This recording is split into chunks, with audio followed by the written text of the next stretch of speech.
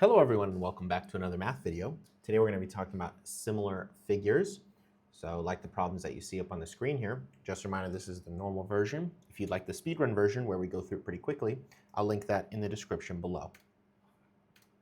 For your Ricasso Recap, you should already be familiar with geometric notation for line segments, for angles. You should know how to name angles, and you should already know how to solve proportions. If you want a refresher on any of these three topics, I'll link videos in the description below. Please go watch those before you start this lesson. All right, new lesson starts now. Here we go. So, congruent figures are exactly the same. Same size, same shape, same everything. Okay, you could put them on top of each other and they'd be exactly the same. Similar in geometry means that they have the same shape, right? They're both stars, but they are different sizes. One is bigger or smaller than the other. Okay, they've been shrunk or enlarged, something like that. Okay, and so that's the difference between congruent and similar. So here it says, this is a new symbol here. This symbol means that they are similar. Okay, they've told me they're similar. And when they are similar, that means that we can match things up. So for example, in similar figures, the angles are the same. Right? If we go back to this, the angles here are exactly the same. It's the sides that have been scaled up or scaled down. So for angles, we just match them up. So it says, let's start with the measure of angle I. Well, where does I match in the similarity statement? Well, it matches with S.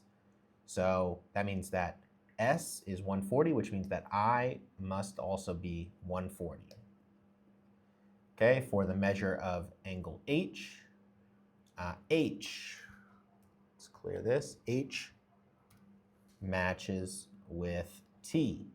T is 107, so this must also be 107. So this is 107. And R matches with J. J is 113, so R must also be 113. So for similar figures, if they're asking you for angles, just match them up. All right, here's our cool clock for today, which means that it's time for you to practice what you just learned. Go ahead and pause the video and try these two problems on your own. And when you're ready, you can unpause the video and we'll check your answers. Okay, now you've had time to work these problems, let's check your solutions. Okay, for the first problem, you should have gotten 123 for x and 84 for t.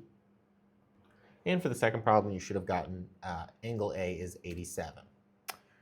Now, for this one, you'll notice it says find DE, which is a side length. So we said earlier in the lesson, right, we know that there's a scale factor involved, which means that we can use proportions, right? We should already know how to solve proportions. We just have to know, how do I set up the proportion from this problem? Well, we're trying to find DE, so let's start with that. Let's write our proportion. DE matches with, all right, so DE matches with ZV. DE matches with ZV equals. For the second part of our proportion, you need to choose a place in your shape where you know both numbers. For example, I know DC is 4.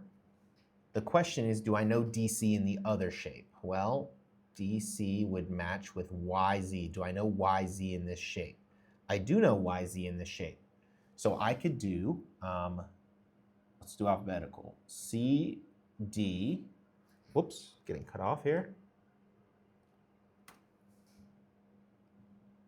CD matches with YZ. We could absolutely do this. Quick side note, you could have also done, you know FB matches with WX, and you know WX as well. Either one of these would be fine. You can solve it with either one, it'll come out to the same answer. I'll go ahead and use this one since it's up on the screen, but either one would work. So now we are trying to find DE. We don't know what this is, so let's call that X. We know what ZV is. ZV is 3 equals. FB we know is 12. WX we know is 3. And now, again, we should know how to solve proportions already before this lesson. When you solve this, you end up getting that x equals 12. X equals 12, and this is our final answer. Okay, time to practice. Go ahead and pause the video, try these two on your own. When you're ready, unpause and we'll check your answers. Okay, now they've had time to work these problems, let's check your solutions. Okay, for the first problem here is the work and final answer. Your proportion may have looked slightly different when you set it up, but we should be getting x equals 16. And for the second problem here is the work. On this one, chances are your proportion did look different than mine because there are a lot of ways to set this one up, but you should be getting x equals 5 as your final answer. All right, that's it for today. I hope you all have a good morning, good afternoon, good evening, and good night.